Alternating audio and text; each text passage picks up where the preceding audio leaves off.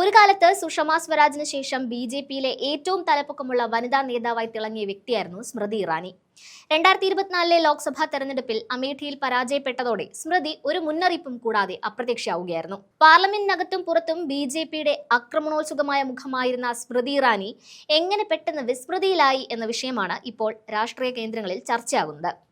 2014 മുതൽ 2024 വരെയുള്ള മോദി സർക്കാരുകളുടെ കാലത്ത് കോൺഗ്രസിനെ ഏറ്റവും ശക്തമായി ആക്രമിച്ച ബി.ജെ.പിയുടെ മുൻനിര വനിതാ നേതാവായിരുന്നു സ്മൃതി ഇറാനി. മോദി ഭക്തിയുടെ അരോചകമായ ന്യായീകരണങ്ങളും ചരിത്ര വക്രീകരണത്തിന് ലജ്ജിപ്പിക്കുന്ന അവകാശവാദങ്ങളും കേന്ദ്ര ഉന്നത വിദ്യാഭ്യാസ മന്ത്രി എന്ന നിലയിലുള്ള വിവാദ നടപടികളും എല്ലാം ചേർന്ന് ഒന്നാം മോദി മന്ത്രിസഭയുടെ കാലത്ത് അവർ വാർത്തകളിൽ നിറഞ്ഞുനിന്നു. 2019 ലോക്സഭാ തെരഞ്ഞെടുപ്പിൽ കോൺഗ്രസിന്റെ തട്ടകമായ അമേഠിയിൽ രാഹുൽ ഗാന്ധിയെ മലർത്തിയടിച്ചതോടെ സ്മൃതി ഇറാനി തീവ്ര ഹിന്ദുത്വവാദികളുടെ കണ്ണിലുണ്ണിയായി മാറി. എന്നാൽ മോദിയെ വാഴ്ത്താനും കോൺഗ്രസിനെ ചീത്ത വിളിക്കാനും വേണ്ടി മാത്രം ഒരു പതിറ്റാണ്ട് വായ തുറന്ന ഈ നേതാവ് 2024 പരാജയപ്പെട്ടതോടെ പൊതുരംഗത്ത് നിന്ന് അപ്രത്യക്ഷയാവുകയായിരുന്നു. സ്മൃതിയുടെ ഈ പതനത്തിന്റെ കാരണങ്ങൾ അറിയണമെങ്കിൽ 2014 മുൻപുള്ള അവരുടെ രാഷ്ട്രീയ ജീവിതത്തിലേക്ക് തിരിഞ്ഞു നോക്കണം. ഇന്ന് കാണുന്ന മോദി ഭക്തി ആയിരുന്നില്ല അവർ. 2014 കേന്ദ്രമന്ത്രി ആകുന്നതിന് മുൻപ് കടുത്ത മോദി വിരോധിയായിരുന്നു സ്മൃതി. 2004 ലോക്സഭാ തെരഞ്ഞെടുപ്പിൽ പരാജയപ്പെട്ട ശേഷം ഗുജറാത്ത് കലാപം കാരണം നരേന്ദ്രമോദിക്കുണ്ടായിരുന്ന മോശമായ പ്രതിച്ഛായയാണ് തന്റെ പരാജയത്തിന് കാരണമായതെന്ന് അവർ മാധ്യമങ്ങളോട് തുറന്നടിച്ചിരുന്നു. മോദി ഗുജറാത്ത് മുഖ്യമന്ത്രി സ്ഥാനം രാജിവെക്കണമെന്നാവശ്യപ്പെട്ട് അവർ ഒരു നിരാഹാര സമരവും പ്രഖ്യാപിച്ചിരുന്നു. എന്നാൽ പാർട്ടിയിലെ ഉന്നത നേതൃത്വത്തിന്റെ ഭീഷണിയിൽ അവർ ആ തീരുമാനത്തിൽ നിന്ന് പിന്നോട്ട് പോവുകയായിരുന്നു. 2009 ലോക്സഭാ തെരഞ്ഞെടുപ്പിന് ശേഷം അടൽ ബിഹാരി വാജ്പേയി സജീവ രാഷ്ട്രീയത്തിൽ നിന്ന് വിരമിച്ചതോടെ സ്മൃതി ഇറാനിക്ക് പുതിയൊരു രാഷ്ട്രീയ രക്ഷാധികാരിയെ കണ്ടെത്തേണ്ടി വരുന്നു. ഈ സമയത്താണ് മോദി ഡൽഹിയിലെ സിംഹാസനത്തിൽ കണ്ണുവെച്ചു തുടങ്ങിയത്. പ്രധാനമന്ത്രി പദത്തിലേക്കുള്ള യാത്ര സുഗമമാക്കാൻ മോദിക്ക് PR ഏജൻസികൾ ഉപദേശിച്ചു കൊടുത്ത വിഷയങ്ങളിലൊന്ന് നാരിശക്തി എന്ന പേരുള്ള സ്ത്രീ സുരക്ഷയും ശാക്തീകരണവുമായിരുന്നു. സ്ത്രീ സുരക്ഷാ വിഷയങ്ങളിൽ രാജ്യത്തെ ഏറ്റവും പ്രബലമായ ശബ്ദമായി മാറിക്കഴിഞ്ഞിരുന്ന സ്മൃതി ഇറാനി ഈ അവസരം മുതലെടുത്ത് മോദിയുടെ പിന്തുണ നേടിയെടുക്കുന്നു. ഒരു കാലത്ത് കടുത്ത ശത്രുത വെച്ച് പുലർത്തിയിരുന്ന നരേന്ദ്രമോദിയും സ്മൃതി ഇറാനിയും ഒരേ വഴിയിലെ യാത്രക്കാരായി മാറുന്നത് അങ്ങനെയാണ്. മൻമോഹൻ സിംഗ് സർക്കാരിനെ പ്രഹരിക്കാനായി മോദി അക്കാലത്ത് ഉയർത്തിയിരുന്ന മറ്റൊരു വിഷയമായിരുന്നു വർദ്ധിച്ചു വന്ന ഇന്ധനവില. ഇന്ധനവില കൊണ്ട് വലയുന്നവരിൽ ഒരു വലിയ വിഭാഗം സ്ത്രീകളായതുകൊണ്ട് തന്നെ ഈ സമരത്തിന്റെ മുൻപന്തിയിലും നരേന്ദ്രമോദി പാർട്ടിക്കുള്ളിലെ ഏറ്റവും സജീവ സ്ത്രീ സാന്നിധ്യമായ സ്മൃതി ഇറാനിയെ തന്നെ ഇറക്കി. ഇതിനിടയിലാണ് ഡൽഹിയിലെ നിർഭയ ദുരന്തം സംഭവിക്കുന്നത്.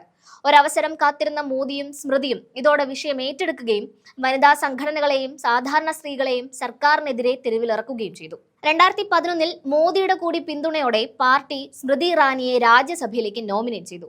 ഇതോടെ 2014 അവർക്ക് മോദി മന്ത്രിസഭയിൽ അംഗമാകാൻ കഴിഞ്ഞു. മോദി മന്ത്രിസഭയിൽ സ്മൃതി ഇറാനിക്ക് ലഭിച്ചത് RSSന് ഏറ്റവും പ്രിയപ്പെട്ട ഉന്നത വിദ്യാഭ്യാസ വകുപ്പായിരുന്നു. നെഹ്റുവിയൻ ആശയപാതയിൽ നിന്ന് രാജ്യത്തെ സർവകലാശാലകളെ ഹിന്ദുത്വ ആശയങ്ങളുടെ കേന്ദ്രങ്ങളാക്കി മാറ്റേണ്ടത് RSSന്റെ അജണ്ടയായിരുന്നു. എന്നാൽ RSSനെയും മോദിയെയും പ്രീണിപ്പിക്കാനുള്ള ഈ അത്യുത്സാഹം അധികം വൈകാതെ സ്മൃതിക്ക് തന്നെ വിനയായി മാറി. രോഹിത് വെമുലയുടെ ആത്മഹത്യയുമായി ബന്ധപ്പെട്ട് അവർ പാർലമെന്റിനുള്ളിൽ നടത്തിയ വിവാദ പ്രസ്താവന പ്രതിപക്ഷത്തെ മാത്രമല്ല BJP നേതൃത്വത്തെയും ഞെട്ടിച്ചു.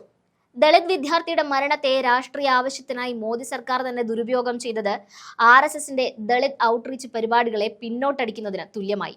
ഈ നാണക്കേടിന്റെ ഉത്തരവാദി സ്മൃതിയുടെ അമിതാവേശമാണെന്ന് BJP വിധി എഴുതിയതോടെ സ്മൃതി ഇറാനി പാർട്ടിയുടെ ദേശീയ എക്സിക്യൂട്ടീവിൽ നിന്ന് പുറത്തായി.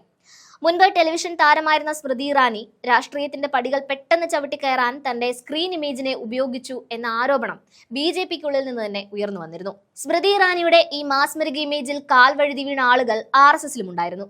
RSSന്റെ ജോയിന്റ് ജനറൽ സെക്രട്ടറി കൃഷ്ണഗോപാൽ സ്മൃതിക്ക് വേണ്ടി പാർട്ടിക്കുള്ളിൽ കരുക്കൾ നീക്കിയതും BJP നേതാക്കളെ അവഗണിച്ച് കൃഷ്ണഗോപാൽ സ്മൃതിക്ക് ചുറ്റും കറങ്ങിയതും RSS നേതൃത്വത്തെ ചൂടിപ്പിച്ചു. ഇതോടെ സ്മൃതി ഇറാനിയെ ഒതുക്കാൻ RSSും BJPയും ഒരുപോലെ തീരുമാനിച്ചു.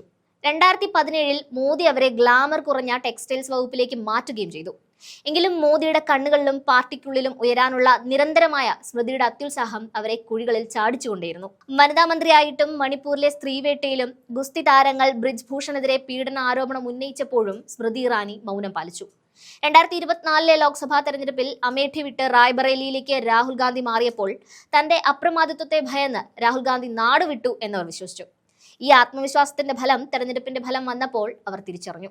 കോൺഗ്രസ് പാർട്ടിയുടെ വിശ്വസ്തനായ കിഷോരിലാൽ ശർമ്മയോട് അവർ വലിയ വ്യത്യാസത്തിൽ തോറ്റു പിൻവാങ്ങി. തെരഞ്ഞെടുപ്പിൽ പരാജയപ്പെട്ടതോടെ സ്മൃതി ഇറാനിയുടെ ശനിദശ ആരംഭിച്ചു.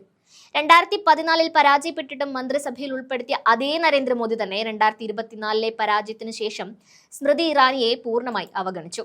ഒരു കാലത്ത് പാർട്ടിയുടെ നാവായി മീഡിയയിൽ നിറഞ്ഞ സ്മൃതിയെ BJP ഒരു പാർട്ടി വക്താവിന്റെ സ്ഥാനം പോലും നൽകാതെ മൂലക്കിരുത്തി. ഇപ്പോൾ രാഷ്ട്രീയത്തിൽ നിന്ന് ഒഴിവാക്കപ്പെട്ട നിലയിൽ അവർ തന്റെ പഴയ പണിയായ സീരിയൽ അഭിനയത്തിലേക്ക് തിരികെ പോകുന്ന വാർത്തയാണ് പുറത്തുവരുന്നത്.